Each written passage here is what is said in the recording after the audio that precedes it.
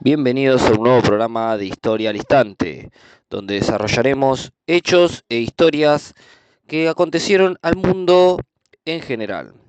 Pero hoy estaremos hablando de nuevo de la Argentina y vamos a hablar particularmente del radicalismo en el poder. Sí, el radicalismo en el poder y cómo la Argentina se fue hacia una democratización política hasta la restauración conservadora de 1930 con el golpe de Estado de Félix Uriburu.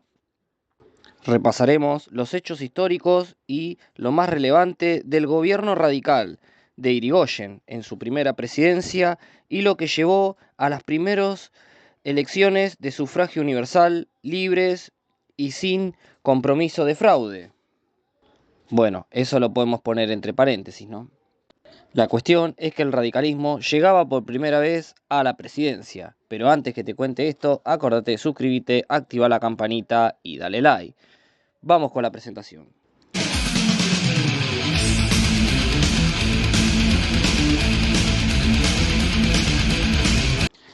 Ante la aplicación de la ley San Peña, se condujo a la derrota del oficialismo, el PAN, que venía formado por un régimen conservador, ya que este régimen conservador se venía desde el ala de Roca, un presidente que había tenido la Argentina en dos ocasiones y había llevado un progreso liberal a la Argentina de tinte conservador, en el cual lo llevó a la cima a través de las finanzas económicas y el transporte hacia las materias primas, el cual las benefició para poder desarrollar un gran ímpetu económico por aquellos tiempos. También cabe aclarar que la Argentina por aquel tiempo era una potencia, sí, como ustedes escucharon, una potencia mundial en el cual también hasta se daba gusto de poder prestar dinero a otros países. Pero la fórmula Hipólito Yrigoyen, Pelagio Luna, se dio a través de en 1916, ya que esta participación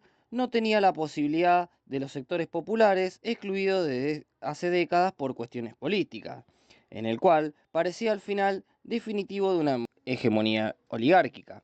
Si bien muchos autores, como Waldo Ansaldi, en el cual dice que la Argentina, a pesar de las elecciones de 1916 y el sufragio universal libre para todos los hombres de aquellos tiempos, esto no era tan así, ya que Hipólito Yrigoyen también pertenecía al ala terrateniente de aquellos tiempos, y por aquellos tiempos toda esa gente que se tenía de la élite, terratenientes, oligarcas, eran todos presididos del tinte conservador del ala del Roca, pero el radicalismo de Hipólito Yrigoyen venía con otro tinte y otros aires. Si bien había sido Yrigoyen el opositor grande de este partido desde la muerte de Alem a finales del siglo anterior, la lucha política se había vuelto larga, que desde 1893 se había dado por la característica de lucha y transigencia. Pero también cabe decir que el radicalismo optó por no postularse a las elecciones anteriores.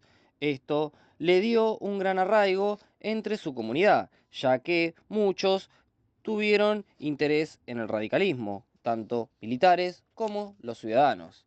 En 1905 se produjo un levantamiento por parte de un sector militar en el cual obedecía al radicalismo. Esto fue radicalmente destronado. Pero se acercaba 1916 y la élite porteña sabía que tenía que desconcentrar, ya que los movimientos sociales en el país estaban llegando a un lugar muy fuerte. El anarquismo, el sindicalismo revolucionario, como también otras fuerzas como la comunista luego de 1917, van a empezar a tomar cada vez más protagonismo. Ante esto, la élite supo hacer y quiso descontracturar las aguas, optando por que haya sufragio universal. Esto se pactó en 1916 y se dio por la consigna de Irigoyen, en la cual él consideró que estaba encomendado a una reparación nacional, a una causa enmendadora de las injusticias impuestas por la oligarquía, por lo cual implicaba, en primer lugar, la democratización política y la plena vigencia de la Constitución.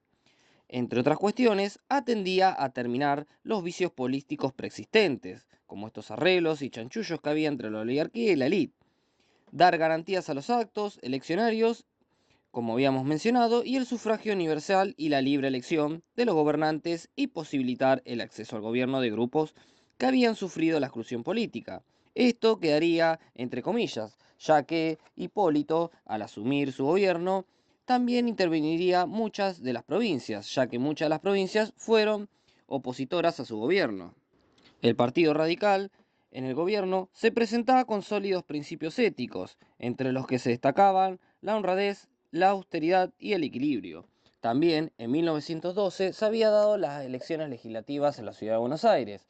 Esto condujo a que el socialismo había ganado por primera vez. Esto le dio una gran esperanza a muchos partidos que se postulaban por aquel entonces. Pero en 1916, una vez asumido la fórmula Irigoyen-Luna, esto se dio un gran contrapeso, ya que los radicales, aunque tenían el gobierno, no contaban con todo el poder, ya que los representantes del régimen conservador, en su mayoría en el Congreso y el Poder Judicial, bloqueaban todas las leyes que querían tomar el radicalismo. Esto lo llevó a que Irigoyen no disolvió las cámaras elegidas durante los tiempos de la hegemonía conservadora ni el Poder Judicial. O sea, no tocó nadie en el gobierno ni en el Poder Judicial. Como habíamos mencionado, en 11 de las 14 provincias estaban en manos de grupos conservadores y tradicionales del poder local, ya que el Poder Ejecutivo utilizó a las 20 oportunidades del instrumento de la intervención a las provincias opositoras para modificar su situación. En 1918, los radicales lograron obtener la mayoría en la Cámara de Diputados, pero no el control del Senado, pues el mandato de sus integrantes era el mayor en duración, ya que llevaba 9 años. Otro gran problema del radicalismo fue la inmigración que se había dado desde hace mucho, pero con mucho más caudal a finales del siglo XIX, había llegado a un punto de quiebre, ya que todos los inmigrantes que llegaban, también muchos de ellos llegaban con grandes influencias de las nuevas que se experimentaban por Europa, como el marxismo, el comunismo y el liberalismo. Esto llevaría a muchas contradicciones y pelea entre los populares inmigrantes que vivían en la ciudad de Buenos Aires. Esto también lo tomaron como punto, pero los inmigrantes tampoco pudieron tener tanta participación con el radicalismo. Pero sí también tenemos que decir que el movimiento radical era un movimiento político que aglutinaba a un sector heterogéneo de la política y se puede afirmar que era el único partido de alcance nacional y masivo. Por eso tuvo una gran relevancia el radicalismo también en el interior del país, aunque también tenemos que decirlo, no había ganado en muchas de las provincias, pero gozaba con una sólida adaptación de los sectores medios, especialmente urbanos, como empleados de comercio y de la administración, maestros, profesionales, universitarios, entre otros. Pero también tenía una presencia entre sectores humildes, aunque con menor aceptación en la clase obrera, ya que esa aceptación se va a ver en el segundo gobierno radical de Irigoyen. También tenemos que decir que esa aceptación no fue de gran arraigo, ya que el gran número de sus dirigentes pertenecían a sus familias tradicionales del país, como los Alvear, los Pereira, Iraola, los Melos Porredón, entre otros, y constituían ellos una élite de la dirección del partido. Por eso mismo, Ansaldi dice y menciona que el partido de Irigoyen tampoco hizo un crisis o una revolución luego de 1916, sino que se siguió contemplando lo mismo, pero cambiaron algunas cosas. Un ejemplo que podemos dar de eso, el comandante en las Fuerzas Armadas era por aquel entonces Delle Piane. Delle Piane no había cambiado, sino que seguía siendo el mismo que estaba Figueroa, cuando estaba Quiroga y cuando estaba Roca. Pero también hay que decirlo que por esos tiempos también integraron el Grupo Azul, denominados los antipersonalistas, luego también. Esto se va a ver que va a ser una oposición dentro del mismo partido, porque Irigoyen en la segunda presidencia va a tomar un carácter más humilde y más sencillo, en el cual va a citar y llamar a la gran población trabajadora. ¿Cómo se organizaban los radicales? Los radicales se basaban en una numerosa red de comités locales y organismos supremos como la Convención y el Comité Nacional, en el cual estaba integrado por delegados elegidos por el voto de los afiliados.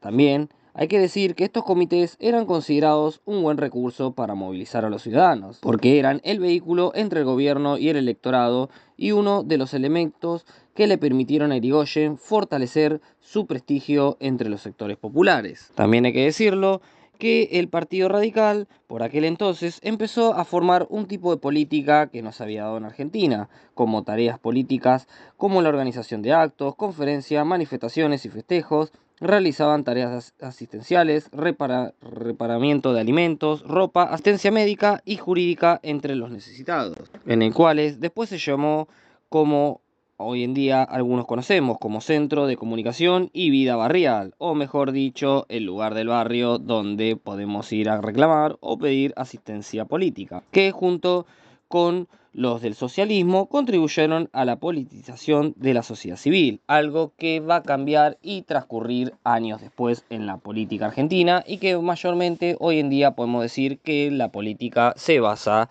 en esos planes. Una de las reformas que tenemos que hablar, y podemos hacer también un video aparte porque es algo muy profundo y muy largo, es la reforma universitaria llevada por el radicalismo en 1918, ya que en la Universidad de Córdoba tomó consistencia un movimiento estudiantil con tintes revolucionarios, para el cual proclamar la reforma universitaria. Esta corriente renovadora fue impulsada por la democratización política que vivía en el país desde 1916 y conjunto a las protestas de aquel tiempo atrás mantenía al estudiantado contra los anticuados y autoritarios sistemas de estudios vigentes en las universidades nacionales, tanto de Buenos Aires, Córdoba, La Plata y las provinciales de Santa Fe y Tucumán, o la del litoral llamado. Los estudiantes reclamaron una renovación académica. Entre sus planes de lucha estaban los métodos de estudio que determinaran la situación de las clases magistrales por seminarios de investigación y la administración de las nuevas ideas. Otro punto era la participación de los estudiantes en el gobierno universitario. El otro punto, y mucho más fuerte, era la renuncia de los profesores desacreditados de su rígida labor docente. Esto quería decir que muchos profesores que andaban con la élite o que apostaban a la élite y hablaban solo del positivismo y de todas las doctrinas de derecha y conservadoras, muchos de ellos iban a ser desplazados para poder entrar a otros docentes más laicos y con otra profundización en las materias, ya que tampoco podían ir a estudiar cualquier persona. El hijo del obrero no se podía acercar a una universidad porque no estaba contemplado para ellos. La reforma universitaria pudo llegar a grandes cambios. También hay que decirlo que los estudiantes contaron con el apoyo de las personalidades muy grandes de la Argentina por aquel entonces, como José Ingeniero, Alejandro Korn, Alfredo Palacio y Ricardo Rojas. Esto se vio contemplado y se repercutió en todas las universidades del país, por lo cual el Poder Ejecutivo envió al Congreso un proyecto de la Ley Orgánica para la Renovación Universitaria. Y en 1919, por iniciativa del presidente Irigoyen, se creó la Universidad Nacional del Litoral, que aspiraba a cubrir las necesidades de los estudiantes de la región. En 1920 se nacionalizó la Universidad de Tucumán. Ambas instituciones tuvieron estatus de carácter renovador. Pero el movimiento universitario tuvo repercusión entre los estudiantes de América Latina que expresaron solidaridad con la reforma argentina. Y así finalizamos las presidencias de Irigoyen esta primera parte. Espero que le hayan gustado. Acordate de activar la campanita, suscribirse y darle like. Y gracias por visitar el canal de Historia al Instante.